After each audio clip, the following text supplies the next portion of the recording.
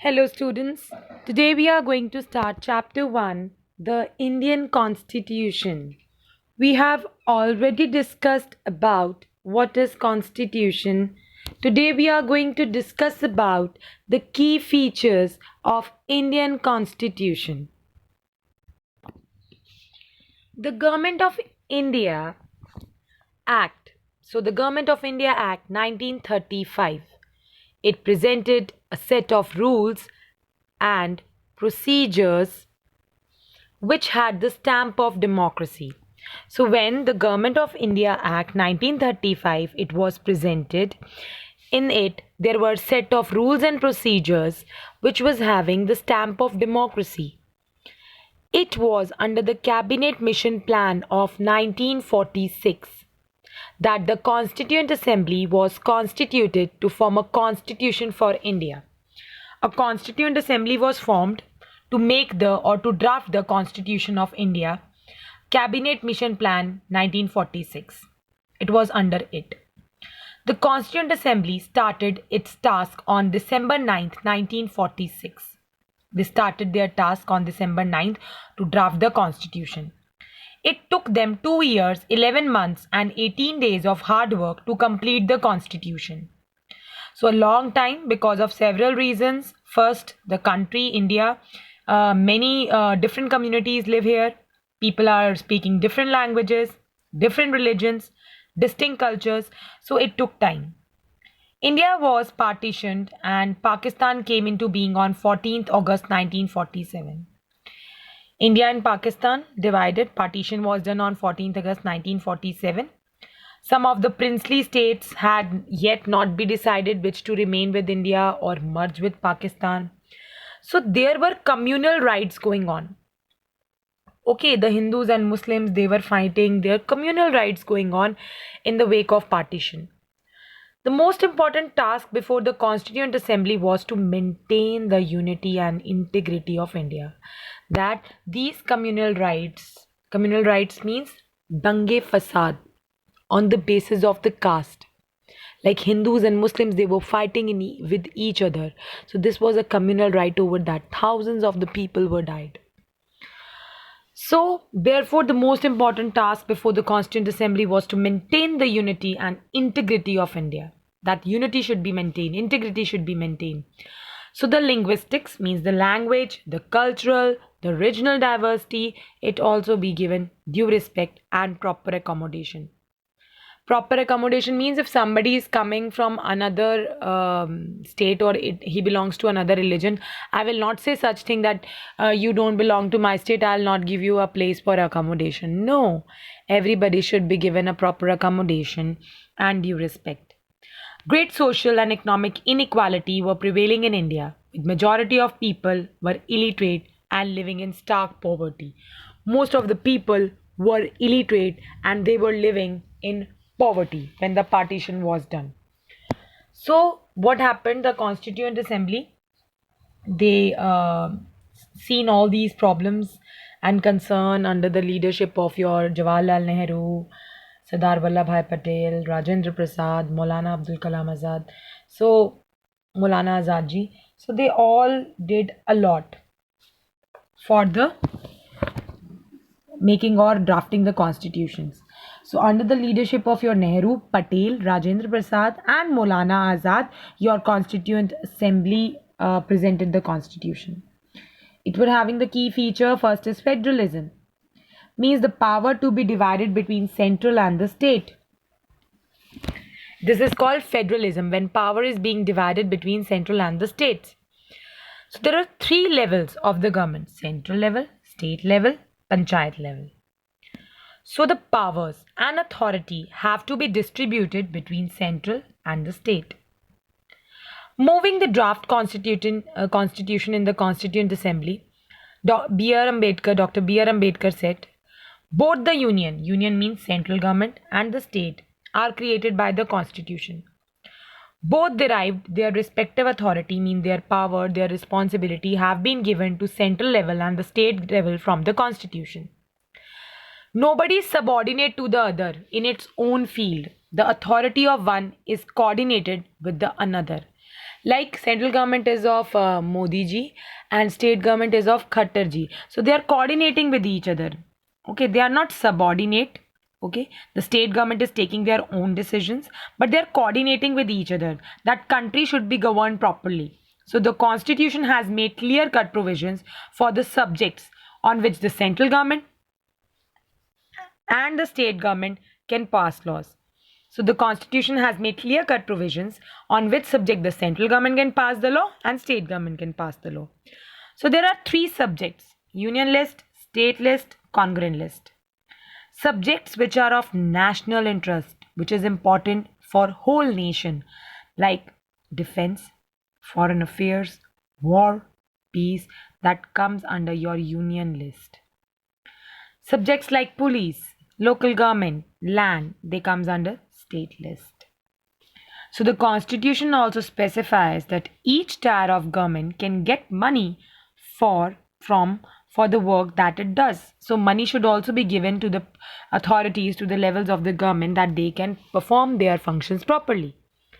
So a provision have also been made in the constitution for giving assistance. Assistance means the giving grants and loans to the state government.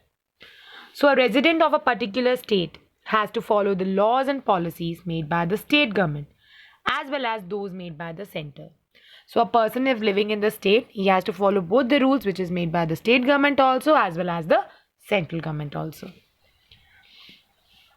Second is the parliamentary form of government. So India has parliamentary form of government, means parliament is supreme.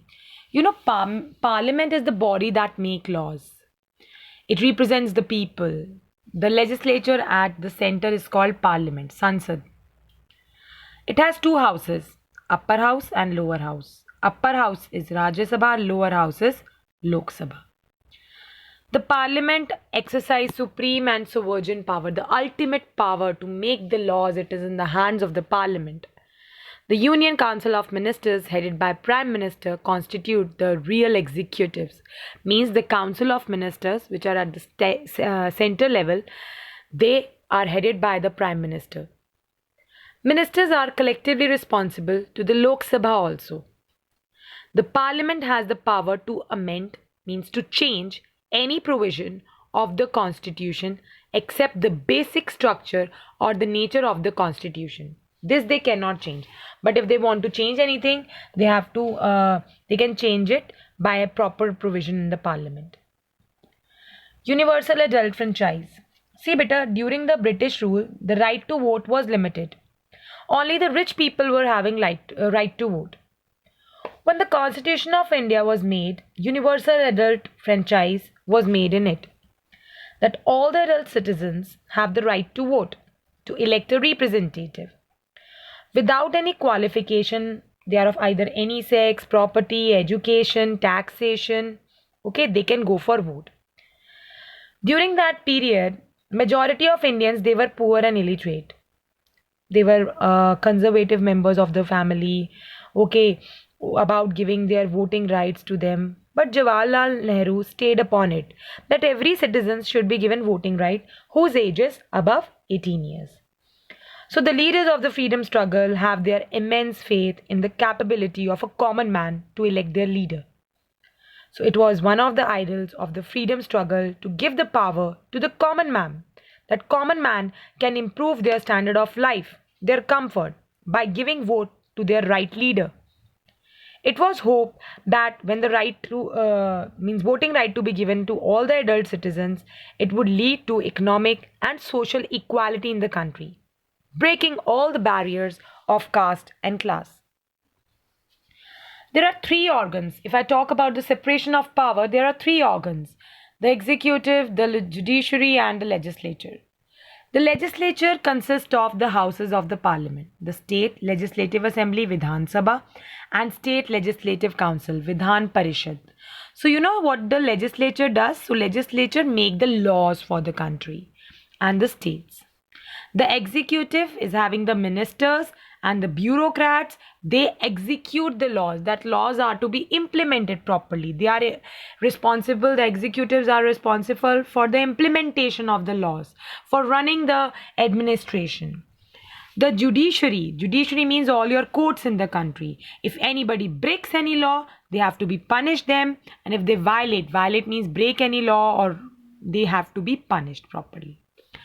Some members of the Constituent Assembly were afraid that the execution might become too strong and unrestrained. That executives, they were too strong and they can be unrestrained. So they included many provisions in the Constitution to balance the power between these three. Each unit has separate power and each unit checks each other also. So the Constitution has separated the three organs of the government that they cannot misuse their power or any privilege given to them. So each organ keep an eye on the other organ of the government. The power and function of each organ is clearly defined in the Constitution. No organ is above or beneath, means no organ is subordinate or superior to any other. Now we are talking about the fundamental rights. State given certain basic and fundamental rights to its citizens. These rights are essential for development of an individual. You know, the fundamental rights are in chapter 3 under article 12 to 35 of Indian Constitution. 12 to 35 article of Indian Constitution. They protect that nobody can misuse their power. They guard the people against any exercise of power, any misuse of the power. That rights given to them should be justiciable. Nobody should violate the laws, break the laws. Okay? Citizens, if anybody break the laws, you can directly approach to High Court or Supreme Court. Okay, if your right is being violated, your right is taken away from you, you can approach to court. So the fundamental rights have been called the conscience of Indian Constitution because Dr. B.R. Ambedkar claimed that the fundamental rights have two objectives. First, all citizens to claim their rights, and secondly, that no authority has got power to violate these rights. Nobody can break those laws, those rights. So our Constitution guarantees the following 7 fundamental rights to the citizens. Now it is 6. First is right to equality. You know, right to equality is from Article 14 to Article 18 of the Constitution. First is equality before law. All are equal before the law. All citizens are equally protected by law. Nobody should be discriminated. Prohibition of discrimination. The state shall not discriminate anybody on the basis of religion, caste, race, sexism, etc.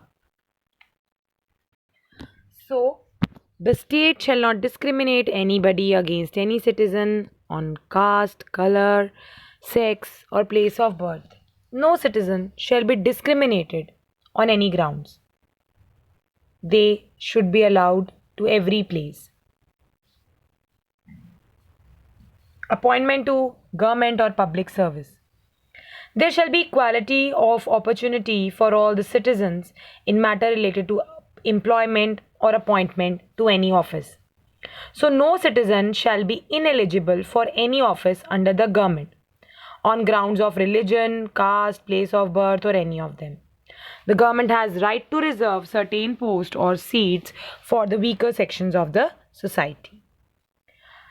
Abolition of untouchability. Article 17 says that untouchability is abolished. Everybody is forbidden to practice untouchability. It has been declared if anybody found following the untouchability, it is a punishable offense. Abolition of titles. Article 18 says that the titles given by the government during the British rule have been abolished, like Sir, Rai Bahadur, Rai Sahab, Khan Bahadur cannot be conferred to any person. The government can honor its citizen by giving military or academic titles on the basis of the merit only, if they have achieved those positions. Right to freedom. Article 19 to 22 of Constitution guarantees various rights of freedom. So Article 19 guarantees 6 freedoms. The freedom of speech and expression, right to assemble peacefully without arms, right to form associations or the unions or any kind of a society, any kind of group you want to make, right to move freely throughout the territory of the country, right to reside and settle in any part of the territory of India, right to practice any profession, carry any occupation, trade, or business of their choice. So, all these fundamental rights, they are subject to reasonable restrictions by the government. If they threaten the peace, the security, the integrity of the country, during national emergency, Article 19 is fully or partially suspended sometimes. Right against exploitation. Article 23 prohibits traffic in human beings, beggar, or forced labors.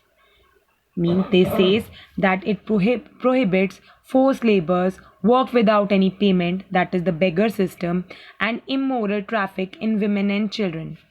Earlier, the children and women were being sold for the sake of money, that is traffic in human beings. This is also right against exploitation. So any contravention of this provision is a punishable offense. If anybody is found to do the forced labor or work without payment or immoral trafficking of women and children, it is a punishable offense.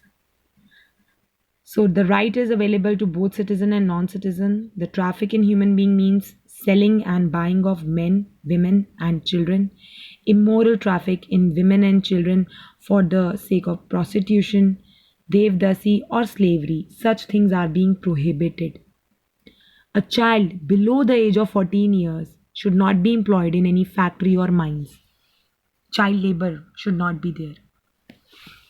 Right to freedom of religion, Article 25 to 28, guarantees religious freedom, freedom of conscience, right to follow, practice, or propagate any kind of religion. So, it is subject to public order, morality, health. Propagate means Article 25 would not include the right to convert, but right to propagate means if I am a Hindu, I want to follow Sikh religion or any other, I can follow up that. I can propagate any religion. So, freedom to establish and manage any religious institution. Government will not charge any tax from particular religion for their promotion. Religious education, it cannot be imparted in educational institutions maintained wholly or partially by the states. So states have made it penal offense, means it is a punishable offense to convert a person by means of force, fraud, or allurement. If you are giving somebody something, some money, that is allurement, force, fraud you are using to convert somebody's religion, that is a punishable offense.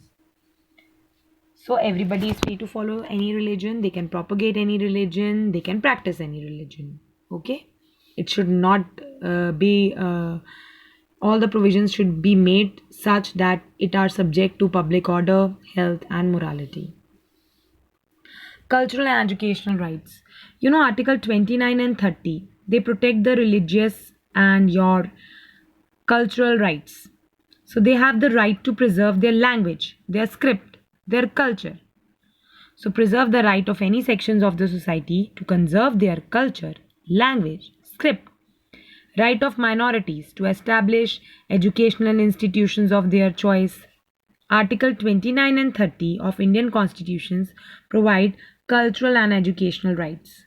It means the state shall not discriminate against any institution while granting aid on the ground that they are managed by any religious communities. So, next is right to constitutional remedies. It's itself a fundamental right. This right makes other rights effective. It is possible sometimes our rights may be violated if somebody is violating the rights by another citizens, private bodies or the government.